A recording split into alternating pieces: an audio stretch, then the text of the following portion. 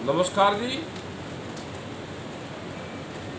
हमारी सभी से अपील है, जो लोग इंडियन यूएसए में रहते हैं, भारत के प्रधानमंत्री वहाँ पे आ रहे हैं 25 तारीख को न्यूयॉर्क में।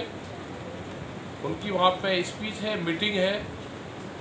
तो सभी जो इंडियंस लोग वहाँ पे हैं, वे किसानी झंडा लेके अपनी गाड़ी पर लगाए, नो फार्मर्स नो फूड के बैनर लगाएं और अपना विरोध प्रदर्शन वहाँ पे करें, क्योंकि यहाँ पे आंदोलन को 10 महीने से ज़्यादा हो गए।